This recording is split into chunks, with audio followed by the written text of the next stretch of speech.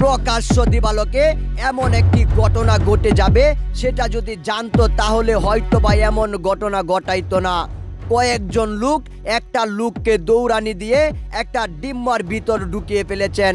আসলে ঘটনাটা কি ঘটেছিল সেটাই এখন আলোচনা করা যাক। কয়েকজন লোক রাগান্বিতভাবে যখন তাকে দৌড়ানি দিয়ে এনেছেন, তখন তাদের হাতে নাতে ধরতে পারলে তার অবস্থা কি হতো সেটা হয়তো বা আপনারা জানেন।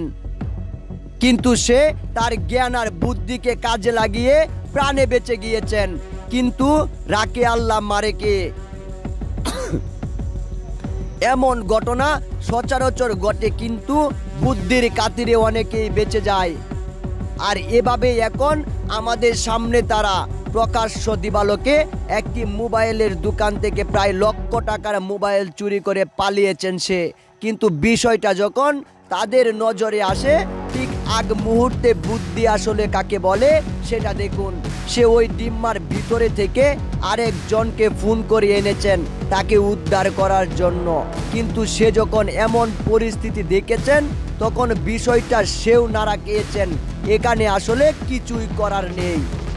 কিন্তু বুদ্ধি থাকলে আপনি অনেক কিছুই সমাধান করতে পারবেন খুব সহজেই।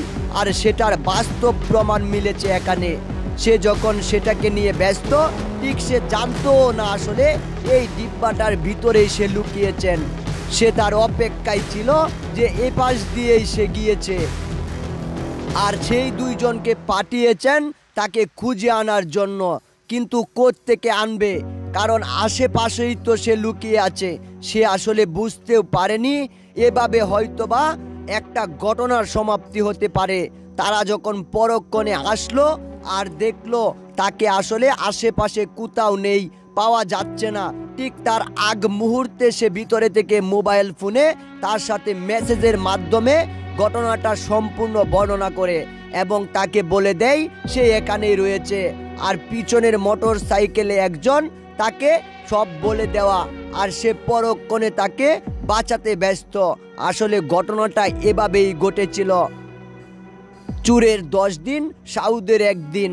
আপনি যদি কোনোভাবে ধরা পড়েন তাহলে হয়তোবা আপনার পরিসমাপ্তি ঘটতে পারে।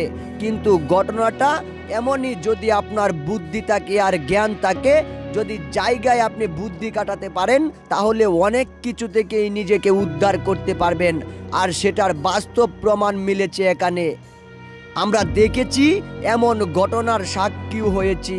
কিন্তু পরক্ষণে যখন সে বের হলো, আশেপাশে কেউই ছিল না। আর লক্ষ টাকার মোবাইল নিয়ে এভাবেই তারা পালিয়ে যায়। আসলে বুদ্ধির জায়গায় যদি বুদ্ধির ঠিক মতো কাজে লাগাতে পারেন, তাহলে অনেক কিছুই সম্ভব।